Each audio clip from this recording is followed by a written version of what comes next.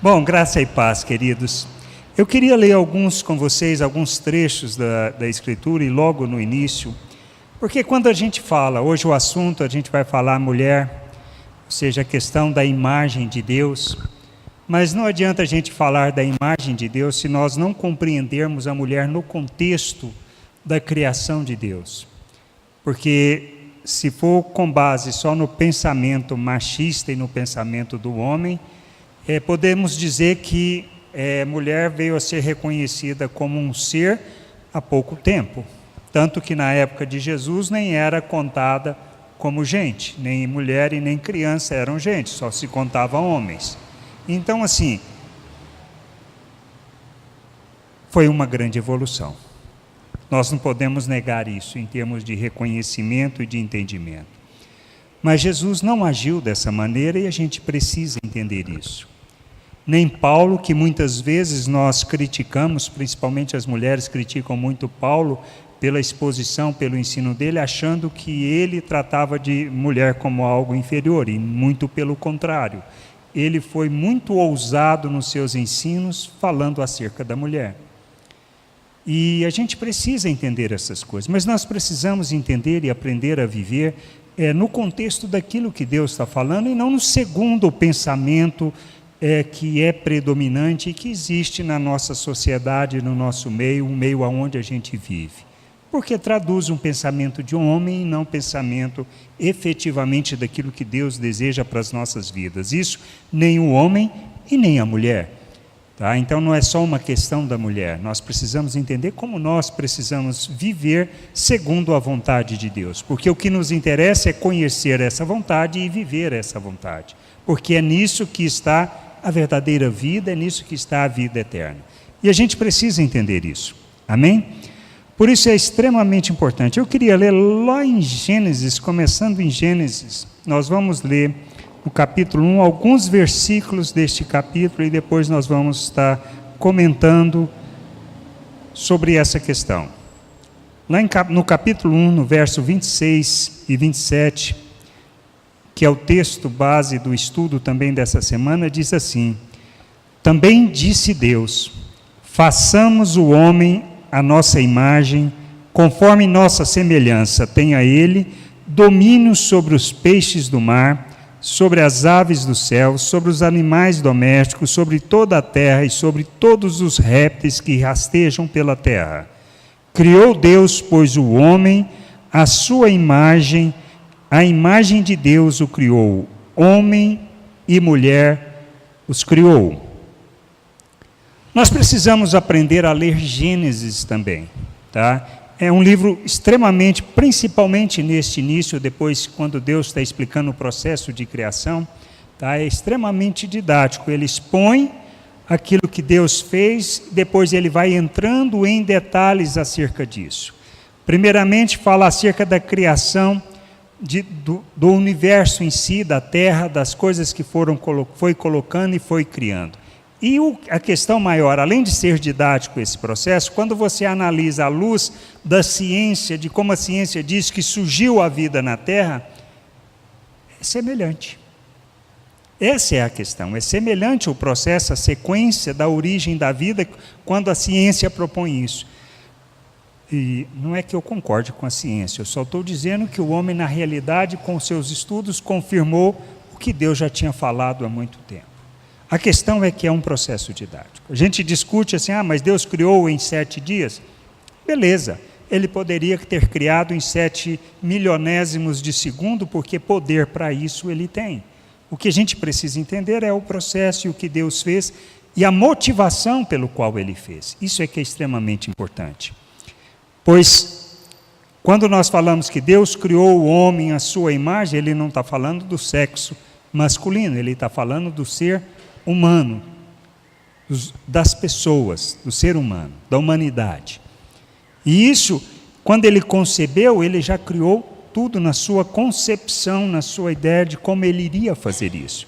Aí ele vem executando e realizando este processo, mostrando que aí a partir daí ele começa a mostrar isso, e diz, por exemplo, lá no verso 7 do capítulo 2, ele diz assim: então formou o Senhor Deus ao homem do pó da terra e lhe soprou na narina o fôlego da vida.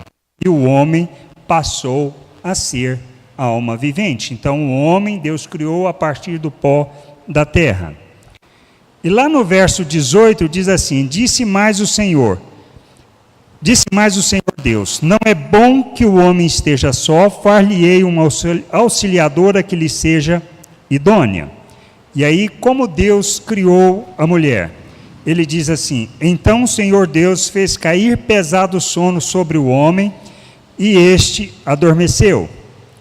Tomou uma de suas costelas e fechou o lugar com carne. E a costela que o Senhor Deus tomara ao homem, transformou-a numa mulher e lhe a trouxe.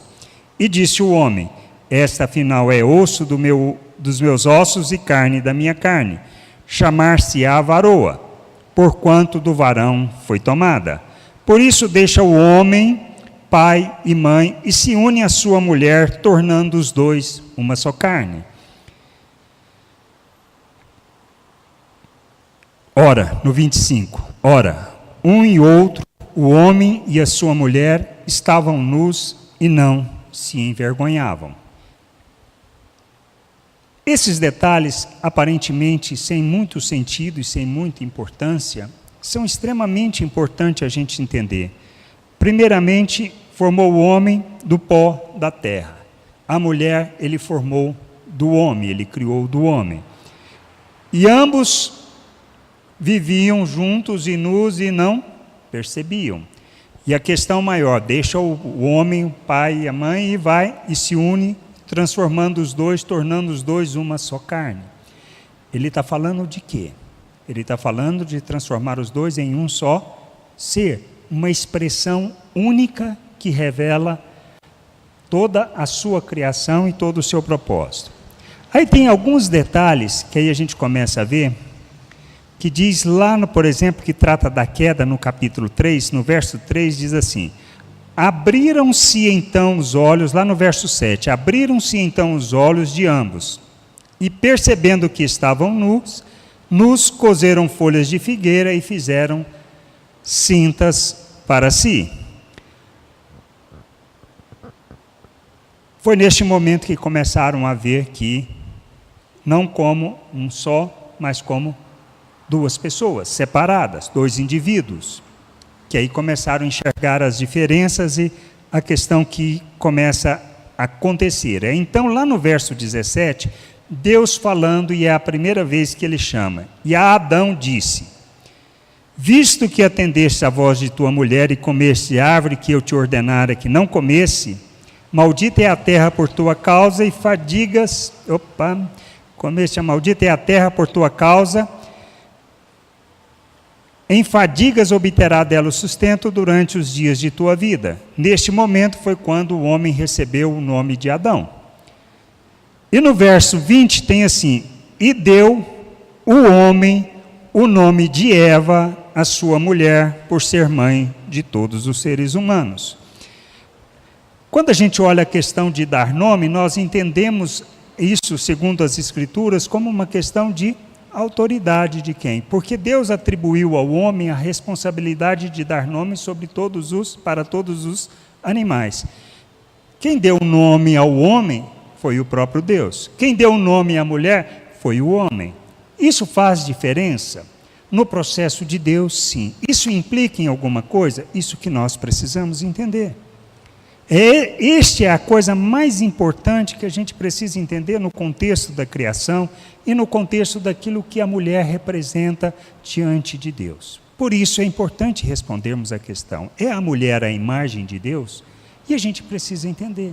Mas e o homem? O que ele representa dessa imagem? A totalidade?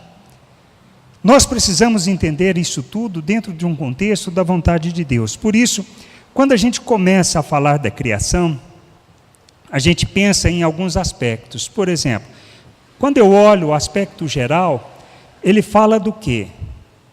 De toda a criação de Deus. Primeiro, como a gente lê em Romanos, Paulo instruindo e falando que todos são indesculpáveis diante de Deus, porque a própria natureza revela o Criador. Então, no aspecto geral, a natureza fala do Criador, expressa o Criador e revela o Criador. Quando nós falamos de forma específica, tá, que falamos do ser humano, ou seja, de nós, homens e mulheres, nós temos um aspecto muito distinto dentro da criação. E quando nós falamos no aspecto teológico, aí a gente entra no aspecto que revela o quê? O conhecimento de Deus. Nós aprendemos sobre Deus onde? Através do homem. Homem, que eu digo, ser humano. Porque nós revelamos o aspecto de Deus. Por quê? Porque fomos feitos à sua imagem. Só que nós precisamos entender isso tudo dentro de um contexto que é a plena vontade de Deus. E se entendermos isso, a gente precisa compreender que a imagem, como Deus criou, como Deus planejou, como Ele concebeu lá no início, ela se realiza onde? Em Cristo. É em Cristo que temos a plena expressão, a plenitude da expressão de nosso Deus. Isso é extremamente importante eu entender isso. Porque a partir disso é que eu vou compreender como nós revelamos a imagem de Deus.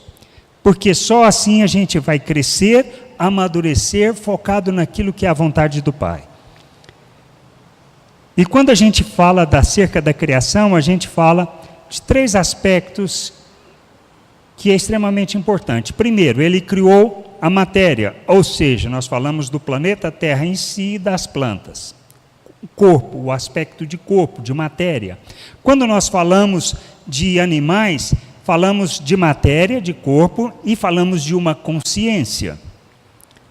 Quando nós falamos do homem, ser humano, nós estamos falando de um corpo, de uma consciência e estamos falando de espírito. Esses são aspectos que a gente precisa entender e como forma de simplificar. Se a gente for discutir aspectos teológicos, tem alguns também que falam que o homem só tem corpo e espírito, ou corpo e alma, e usam isso de forma alternada. Não vou entrar neste detalhe, porque não acho importante para aquilo que a gente precisa entender e compreender. Nós vamos tratar como um aspecto de consciência a questão da mente, a questão da alma, que nós tratamos como onde estão os nossos sentimentos, a nossa expressão, porque todos nós temos isso. Com a queda, aconteceu a morte do espírito, a separação de Deus, a nossa morte. Quando Cristo nós somos reconciliados, nosso espírito é vivificado, nós nascemos de novo. A comunhão com Deus é restabelecida através do Espírito. E o verdadeiro homem espiritual, ele aprende num aspecto que a sua vida é orientada segundo o Espírito, não pela alma e nem pela carne. Ou seja, não é pelos seus sentimentos e nem pelos seus desejos em termos de carne, de satisfação que ele vive baseado naquilo que é a vontade de Deus, o ser espiritual que ele é. E nós temos isso somente em Cristo. Por isso, a gente precisa entender e crescer o quê? Primeiro, quando a gente fala de a imagem de Deus, nós estamos falando de quê? Nós estamos falando de um aspecto de personalidade, um aspecto de moralidade e um aspecto de espiritualidade, porque em todos esses aspectos, nós expressamos e revelamos Deus. Quando a gente fala de personalidade, nós estamos falando o quê? Dos aspectos da personalidade de Deus, do caráter de Deus. E nós falamos também do aspecto de conhecimento, de sentimento. E nós falamos, inclusive, de um aspecto de vontade. Quando nós falamos da moralidade, nós estamos falando de quê? De responsabilidade pelos nossos atos, pelas nossas ações. E fala também da nossa liberdade. Mas entendendo essa liberdade de forma restrita, ela não é uma liberdade absoluta, em nenhuma situação.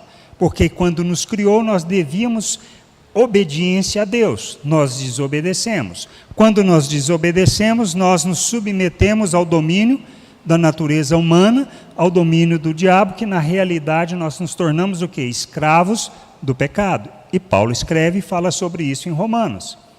Então, tanto que quando ele fala da nova criatura, ele fala do quê? Olha, nós precisamos oferecer os nossos membros à justiça e não ao pecado, porque nós já não somos mais escravos do pecado.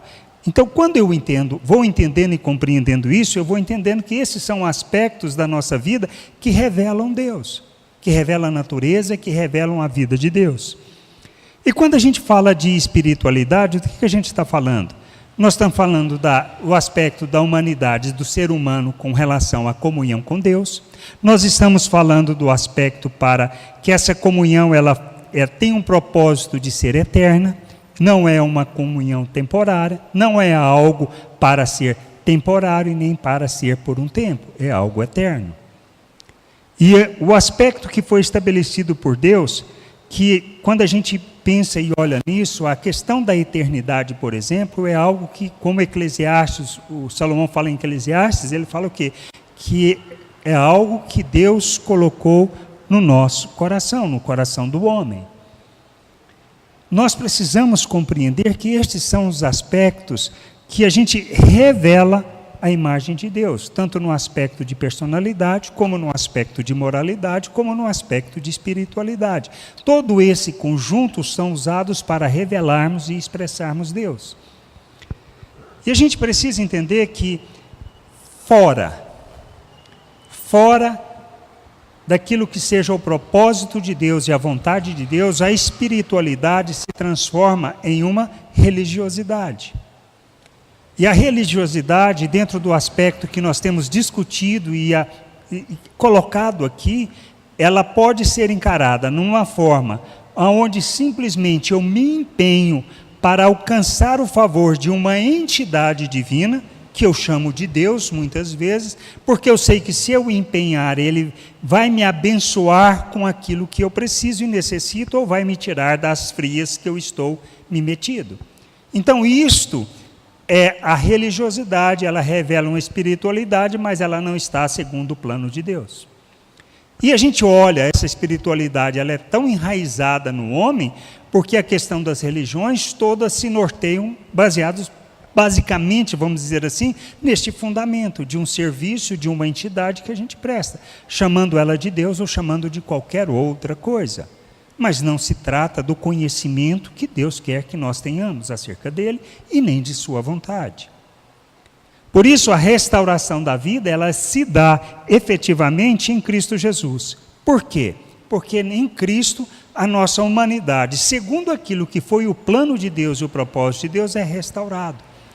Para que nós possamos, dentro destes três aspectos, de personalidade, de moralidade, de religião, de espiritualidade, nós vivamos segundo aquilo que seja o propósito e a vontade de Deus.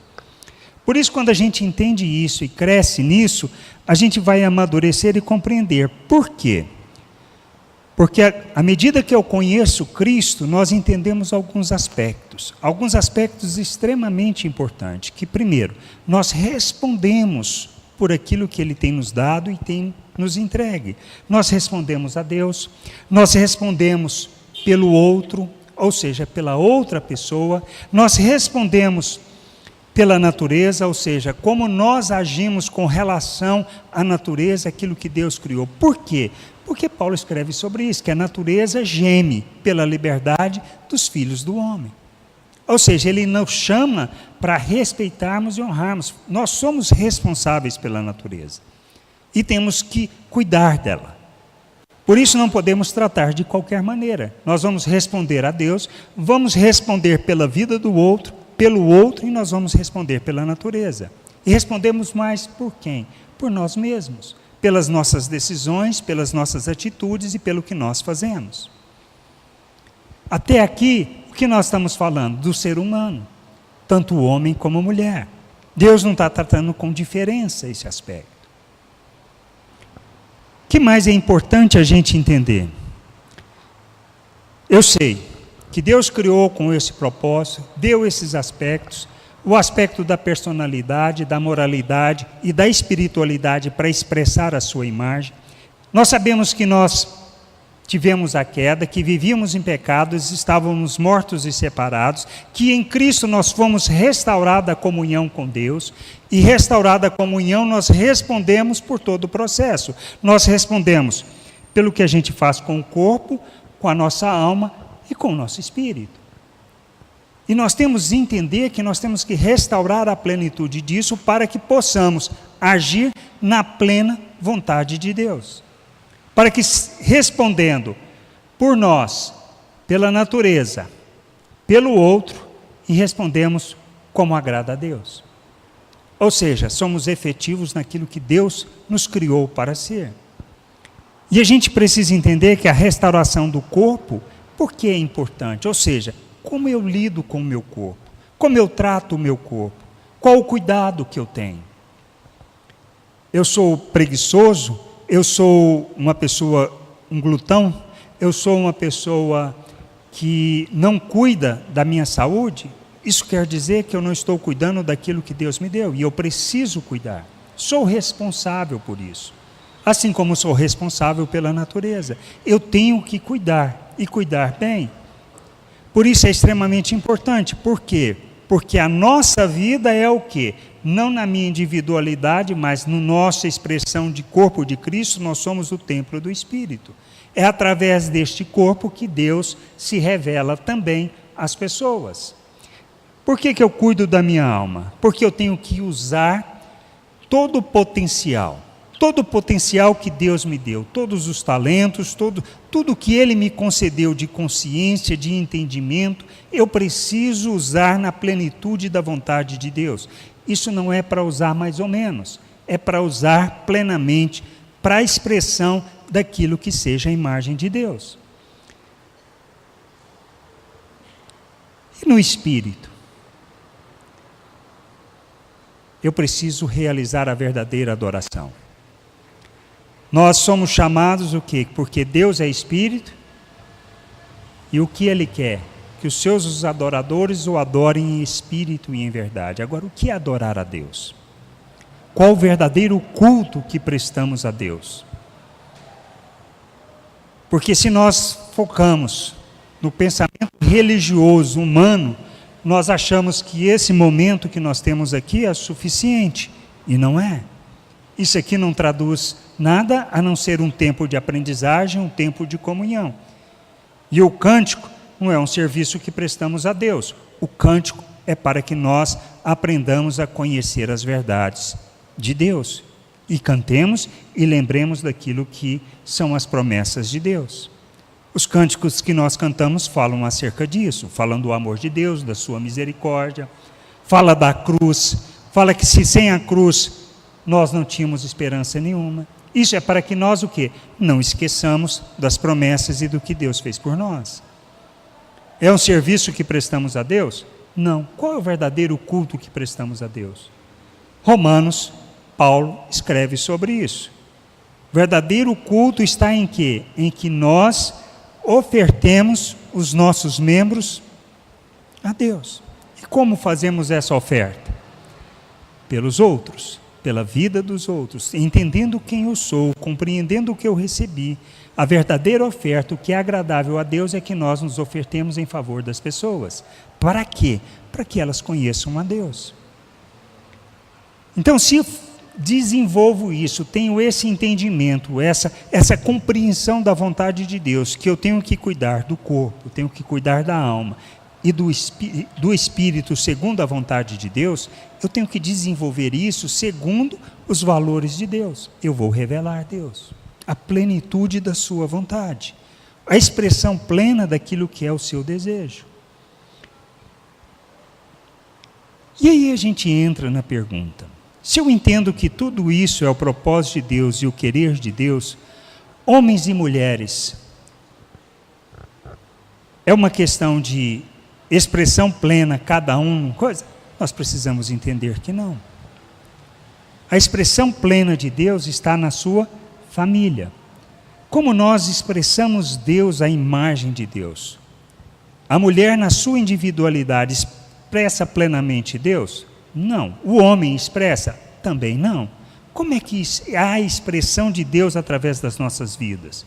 Nós revelamos pessoalmente parte dessa personalidade, parte dessa natureza, parte desse tudo, mas somente quando estamos em família, quando nós andamos juntos, quando nós atuamos como corpo, é que nós revelamos Deus. Por quê? porque é nos relacionamentos que há a plena expressão de Deus. E tudo que nós falamos de Deus, nós estamos falando de quê? De expressão em ações, em atitudes com relação aos outros, uns aos outros. É quando eu cuido um do outro, quando o outro cuida de mim, quando ele zela por mim, quando eu zelo por ele. Quando eu reajo ou ajo segundo aquilo que seja a expressão das virtudes de Deus. E quando nós falamos de virtudes de Deus, que é o que nós temos que proclamar ao mundo como igreja e como família, nós falamos de expressar o quê? Graça. Graça a gente expressa para quem? Para nós? Para Deus? Não, nós expressamos para o outro. E misericórdia? Nós revelamos para o outro. Compaixão? Para o outro. E se precisamos revelar fruto do Espírito, nós falamos de paciência para quem? Para mim? Não, eu revelo e manifesto a paciência com relação ao outro. E a longanimidade? Aquele cara que é, ou aquela cara, né, que é lento, devagar, para tomar uma ação de condenação do outro. Mansidão. Se nós falamos isso, nós estamos falando o quê? Isso é para a expressão nossa? Não, é para a expressão na vida do outro. Quando nós olhamos os mandamentos, ou aquilo que nós chamamos de 10 mandamentos, 2 estão relacionados a Deus. E se nós cumprimos os 2, nós somos capazes de cumprir o restante todo. Por quê? Porque todo o restante está relacionado a pessoas, a nos relacionarmos com as pessoas. O que nós precisamos entender é que a verdadeira adoração e a verdadeira expressão de Deus se dá no relacionamento que nós desenvolvemos uns com os outros.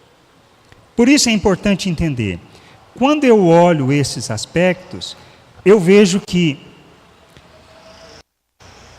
embora homem e mulher tenham responsabilidades diferentes, têm papéis diferentes, eles são responsáveis pelo todo. Porque é na junção do todo é que nós expressamos toda a plenitude daquilo que seja o nosso Deus. Não é na minha individualidade, mas no meu compromisso pessoal com a vontade de Deus, que eu vou poder revelar o meu Deus às pessoas. Porque é na comunhão, é na vida de família que nós revelamos isso. Se eu entendi isso, se eu compreendi isso, eu penso como a mulher, com o seu papel, sua responsabilidade, pode revelar a imagem de Deus. Nós temos que pegar alguns exemplos, pois, por exemplo, o que fala lá em Provérbios, diz assim, olha, a mulher sábia constrói a sua casa, a tola a destrói. Do que ele está falando? Ele está falando de uma mulher com entendimento. Buscar a compreensão de Deus e entender a sua responsabilidade, ela vai construir ou destruir. A responsabilidade de construir ou destruir a casa, a família, é do homem? Não, é da mulher, querendo ou não. Tanto que, se numa casa o homem morre, dificilmente a família deixa de ser unida. Isto, se a mulher morre, dificilmente os filhos andam juntos. Para vocês verem a importância da mulher no contexto. A gente pensa igual? Nós sabemos que não. Já comentei, já compartilhei, muitas vezes, assim, eu e a Sirlene lendo livros, ou jornal, ou revista, parece que nós lemos coisas totalmente diferentes, ou filmes mesmo que assistimos, ou reuniões que participamos, parece que a gente foi em uma reunião totalmente diferente. Ela participou de uma e eu participei de outra, por exemplo, reunião de escola de filho. Se é para ler um livro ou uma revista, parece que lemos livros totalmente diferentes. Mas o que é gostoso é sentar e conversar, porque quando a gente senta e conversa, consegue se captar e ter a percepção de tudo que foi tratado e discutido. E aí a gente vê que nós enxergamos e vemos as coisas numa perspectiva diferente. Não somos melhores nem piores do que um em relação ao outro. Só vemos as coisas de forma diferente. E que estas coisas é que nos permitem olhar a família de Deus sobre outra perspectiva. e cuidarmos da família de Deus como nós cuidamos da família em nossa casa. Quando a gente fala que a mulher constrói a sua casa ou destrói a sua casa, o mesmo comportamento dela pode ser aplicado dentro da vida de igreja, porque ela pode ajudar a edificar ou a destruir. Por isso, pesa sobre ela também uma responsabilidade muito grande. Muitas vezes, se a gente olha a mulher, por exemplo, na perspectiva de Sara, foi uma mulher que tanto revelou aspectos da imagem de Deus na sua obediência, na sua submissão, aquilo que era o direcionamento de Abraão, porque não deve ter sido um marido muito fácil, e não foi. Pela história que a gente vê que não foi, mas ela foi obediente. Ele mandou mentir, ela mentiu. Deveria ter mentido? Talvez não. Mas ela também o quê? Querendo resolver o problema, que não era a responsabilidade dela, era problema de Abraão com Deus, ela vai lá e propõe a solução. Foi uma boa solução? Claro que não. Mas ele foi o quê? Um banana. Por quê? Deveria ter falado, não é assim que Deus quer. Assim como Adão foi um banana e não disse que não poderia fazer aquilo. Porque os olhos foram abertos e o pecado foi revelado quando Adão cometeu o pecado. E o se sujeitar àquela proposta de solução que não era ruim feita por Sara, o que aconteceu? Nós temos as desgraceiras até hoje naquela região. E o povo que briga é o mesmo povo daquela época. O que nós precisamos entender é que nós somos responsáveis por revelar a natureza de Deus. E cada um tem uma responsabilidade, e cada um enxergando numa perspectiva diferente, precisa aprender a dizer não para o outro, por causa da vontade de Deus. Porque olham aspectos diferentes. Quando a gente olha, por exemplo, algumas vidas, nós temos, por exemplo, Maria. Maria foi um exemplo de oferta, uma oferta de sacrifício que implicaria na própria morte. Mas o que ela fala, vira para o anjo e fala que o Senhor faça de mim a sua vontade. Quando nós pegamos a vida de Ana, ela representa o quê? Revela o quê? Revela um compromisso de uma oferta de dar o próprio filho para Deus, se ele a abençoasse. E ela cumpre isso, e ela honra isso. Quando nós pegamos Esther, por exemplo, e olhamos a sua vida, ela poderia ter sido omissa. Mas ela decide, com o risco de morrer, porque se o rei não levantasse o cetro para ela, ela seria morta, ela se coloca para defender o seu povo. Esses aspectos que fazem a característica. Nós pegamos a vida, por exemplo, de Ruth e Noemi. Ruth é um exemplo disso, de abrir mão de quem era, de tudo que tinha, de toda a sua tradição, de toda a sua vida, para viver com sua sogra, para andar com o povo dela, para ter o Deus dela como seu Deus. E ela abriu mão, abandonou tudo aquilo que ela tinha, conhecia e que estava tranquila. E foi para uma terra que era uma terra estranha para ela. Se nós pegamos, por exemplo, aspectos que analisamos a vida, por exemplo, da mulher virtuosa. Se a gente fala na mulher virtuosa, assim, nós precisamos olhar, porque é uma mulher que dá canseira na gente, tá? Porque só de ver o que ela faz, o que ela negocia, o que ela toca, assim, é realmente algo que não dá. Eu, como homem, não dou conta de fazer, mas eu tenho certeza que uma mulher dá. Ela tem todo o potencial para fazer tudo aquilo, ou fazer quase tanto tudo aquilo. Era empreendedora, cuidava da sua casa, cuidava dos seus filhos, cuidava do marido, cuidava dos necessitados. E muitas vezes a mulher faz tudo isso e ela nem nota que faz tudo isso. Porque para ela é normal. Agora, você pedir para um homem fazer esse tipo de coisa, na metade do dia o bicho já está morto. E está morto, não consegue. Mas a mulher faz. Então são aspectos que a gente precisa aprender e compreender que revelam a imagem de Deus.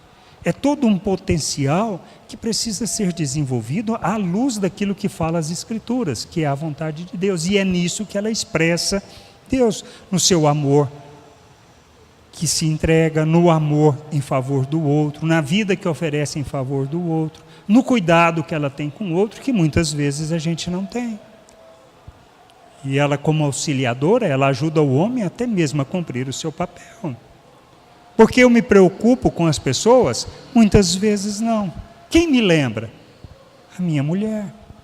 Olha, precisa visitar aquela pessoa. Olha, precisa olhar aquela pessoa. E eu sei que é responsabilidade minha. Mas intertido e focado numa coisa só, vou lembrar de outra coisa? Não, mas ela é capaz de fazer isso. O que a gente precisa entender é que todo o potencial da imagem de Deus revelado na mulher complementa aquilo que o homem faz. Não é melhor, não é maior, não é superior e nem é inferior. É o que Cristo fez e usou. Quem sustentou Jesus? Quais foram as pessoas que sustentaram Jesus? Tinha homem na história? Não, era mulher desse, mulher daquele outro. Os outros homens estavam preocupados com isso? Provavelmente não. Quem cuida desses detalhes é a mulher. E se a gente começa a olhar isso, quem cuida da prole, dos filhos, é a mulher. O homem está pensando nisso? Normalmente não. Por que não quer? Não, não é porque não quer. É porque não lembra disso. Aprende a fazer isso, como a mulher aprende a fazer coisas que não são de sua responsabilidade, mas que ela tem que assumir. Mas não é bom para ela, porque é pesado para ela. É uma carga que ela não deveria estar carregando. Que o homem, por ser omisso, joga nas costas dela. E nós precisamos entender que nós estamos aqui para ajudar, para conduzi-las, para fazer com que elas possam ser o melhor diante de Deus. A expressão melhor da imagem de Deus. Assim como a mulher, sendo auxiliadora do homem, ela vai fazer isso. Agora, o que ela precisa tomar cuidado? Com aquilo que ela não expressa a Deus, que ela não revela a Deus. E que aspectos são esses? Não estou dizendo que é só mulher não, por favor. Tá? Agente de fofoca. A mulher... Hoje o homem é uma pouca vergonha, porque homem fofoca mais do que mulher. Mas a mulher precisa tomar muito cuidado com isso. Outro aspecto, falar mal das pessoas. Outro aspecto, não honrar umas às outras. O homem, ele protege uns aos outros. Mas a mulher não. A mulher fala mal umas das outras e não deveria. Deveria honrar. Deveria ajudar na sua jornada, deveria ajudar a outra a fazer o que precisa ser feito, porque uma individualmente não consegue também expressar aquilo que precisa ser feito. Então a gente precisa entender isso, que quando nós começamos a criticar, e uma mulher começa a criticar uma outra, ela não está ajudando em nada, nem a igreja, nem a sua família, e nem ninguém. E nós precisamos crescer e amadurecer nisso, e entender a nossa responsabilidade como igreja. Não vou falar de quando é preguiçosa, porque quando é preguiçosa, querendo ou não, podem até dividir tarefas em casa, mas a casa é um caos. Agora, existe o homem preguiçoso e a mulher preguiçosa. Isso quer dizer que os dois devem continuar? Não, não devem continuar. O que a preguiça não é expressão de nenhuma virtude de Deus. Quando nós falamos de, por exemplo, quando ela deixa de revelar, de cuidar, de olhar pelas outras pessoas, como nós temos os vários exemplos na Bíblia, nós na realidade estamos deixando de expressar Deus e de revelar Deus. Quando age com egoísmo, quando ela não revela a glória do homem, porque nós vamos inclusive ver sobre isso, quando fala mal do marido, dos filhos. A gente precisa entender que nós não podemos fazer isso. A mulher não pode fazer isso. Por quê? Porque é uma mulher que precisa andar segundo aquilo que seja a expressão de Deus. E o desenvolvimento para expressar essa imagem está nestes fatos. Não adianta eu querer agir de outra maneira. E não adianta eu querer que a mulher haja como um homem, nem que o homem haja como uma mulher, porque nunca vai agir.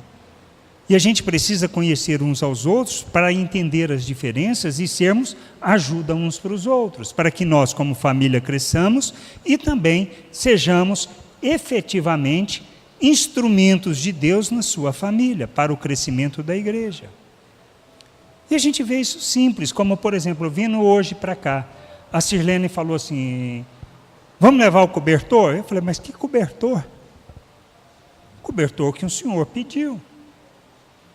E a gente precisa fazer essas coisas. Isso está claro? Isso precisa estar muito claro. Como nós revelamos a imagem? Nós revelamos a imagem quando nós agimos como família. Expresso na minha vida pessoal imagem de Deus? Sim, cada um expressa. A plenitude daquilo que seja a vontade de Deus? Não. Só revelamos a plena imagem de Deus quando nós entendemos quem nós somos, que Deus fez em nosso favor e como nós precisamos amadurecer e desenvolver todos os aspectos da natureza de Deus que foi nos concedida, porque nós já recebemos tudo o que precisamos para viver uma vida plena que agrada a Deus. Amém? Que o Senhor possa nos trazer, nos dar um entendimento, vamos refletir sobre isso, entender e compreender, e que a gente possa crescer nesses aspectos, para amadurecer e para revelar o Pai ao mundo. Qual o nosso papel? Revelar o Pai ao mundo. Qual é a vontade do Pai? Que nós sejamos oferta em favor do mundo, que nós sejamos como seu Filho, Cristo. Jesus, o Cristo. Porque nós temos que ser como Cristo neste mundo. E só assim nós revelaremos e expressaremos o nosso Deus ao mundo. Amém? Vamos ficar de pé?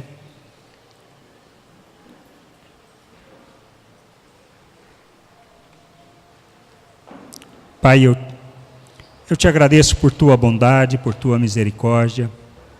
Sabemos que precisamos de sabedoria, precisamos de discernimento, precisamos de entendimento, precisamos crescer, Senhor, em todos os aspectos da tua vontade, para revelarmos toda a tua natureza, toda a tua vida, revelarmos tudo o que o Senhor é, através de quem nós somos neste mundo, ou seja, nos submetermos à tua vontade, para honrarmos e glorificarmos o teu nome. Nós te agradecemos por tua misericórdia, por tua graça, essa graça que nos educa e nos conduz ao entendimento da tua vontade. Sê conosco, nos dê o discernimento, ilumina o nosso entendimento, para que nós aprendamos a fazer das nossas vidas a verdadeira oferta, prestarmos o verdadeiro culto ao Senhor, que revela e manifesta o Senhor neste mundo. Nós oramos e te agradecemos em nome de Jesus. Amém.